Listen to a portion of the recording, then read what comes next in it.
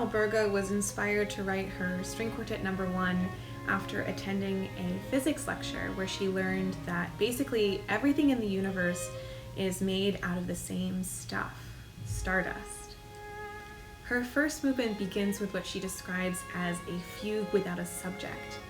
We like to think of the four voices here interacting as if we were colliding and swirling particles out of the universe. She describes her second movement as stargazing, but as if from outer space. The movement is full of really lush harmonies, and towards the end there's this really beautiful moment where the first violin has this rubato pizzicato. It's very free pizzicato line over top, these really, really beautiful changing chords in the lower three voices. And I've always loved to think of that moment as if the pizzicato were stars twinkling out in the sky. The third movement, she writes that it reestablishes gravity and pulls us back down to earth. The themes are full of dancing energy, and there's just a brightness to the movement that's really, really exhilarating.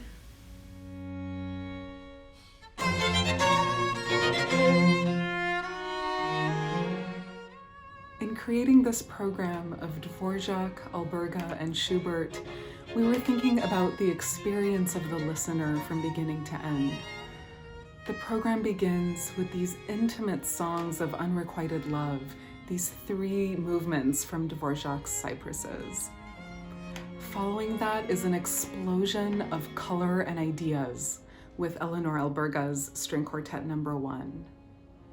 And then we return to a very deep and poignant intimacy with Schubert's Cello Quintet.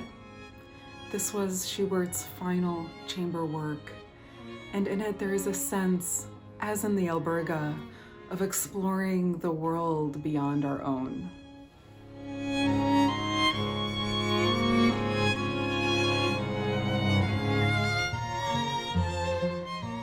We're really excited that we get to close our PCMS program with the monumental Schubert Quintet with Marcy Rosen.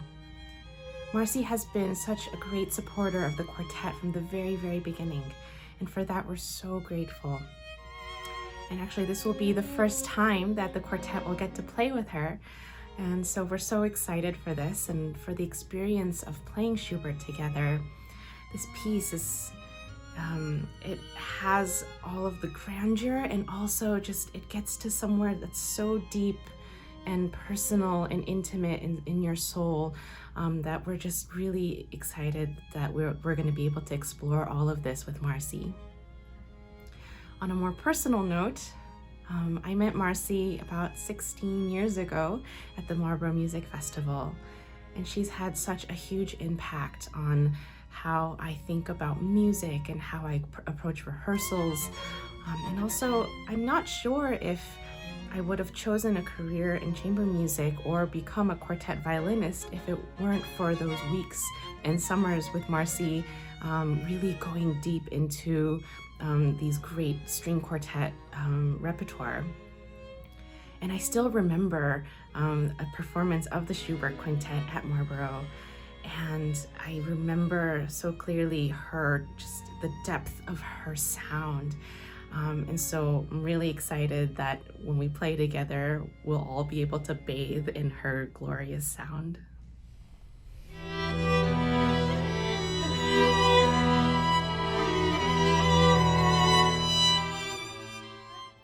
AizuriKids is an interactive children's web series that the quartet started during the pandemic. Each episode focuses on a certain musical component and combines it with other non-musical subject matter. So oftentimes we'll focus on a certain composer that we love and all their amazing music, and we'll introduce that music through the lens of math, science, cooking. This latest episode that we just made combines Beethoven's music with cooking to explore all the ways that a string quartet can make beautiful group sound within Beethoven's music. Each episode is scripted, created, edited, produced by a particular Aizuri member, And a lot of the times the episode also includes really beautiful animation that was created by that member. We started this web series because we have a few nephews and nieces within the quartet, and especially at the beginning of the pandemic when everything was shut down, we noticed that not only our nephews and nieces, but a lot of kids who were all staying at home and had to attend school from home really didn't have a lot of interactive musical experiences. One of the things we really love to do while we're on the road, back when we were playing live, was to visit schools and make skits that were fun and engaging and talk about different composers we really love with children and hear what they thought the music sounded like to them. And that kind of interactive experience in introducing kids to new music was something we really enjoyed. And we thought that through this web series, we could transform those live engagements and performances that we do into virtual web series and activities that children could enjoy from the safety of their home. This whole experience of creating AizuriKids has been so amazing for us, not only because we get to introduce kids to all the different kinds of music we love through fun, creative, and engaging ways, but also the quartet has learned some really new skills like video editing, script writing, animation making, and that has really been nourishing for us as artists.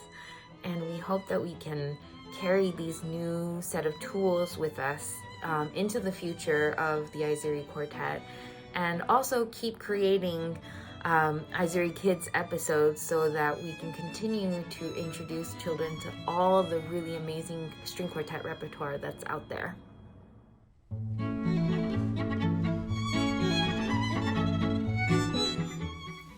One of the most surprising things to happen during a concert was one time when we had just finished playing. We just finished some big finale of a piece. It was the end of the show, and we got up to bow, and I looked up towards the balcony, and there was this older gentleman, and he, instead of clapping, was waving his arms around with such enthusiasm and energy, and it was also fairly artistic, his movements. It almost looked like he was doing an interpretive dance.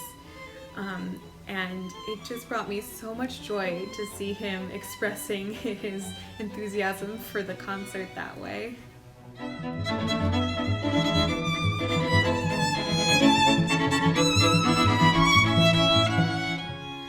For musicians this past year, I think many of us have spent less time with our instruments than we're used to.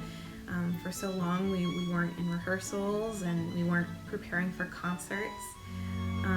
And now that things have started up again and we're able to get together in some circumstances and make music, it's only heightened how special music making is for me, and I just feel so appreciative and privileged that we get to do what we do in the world that we live in.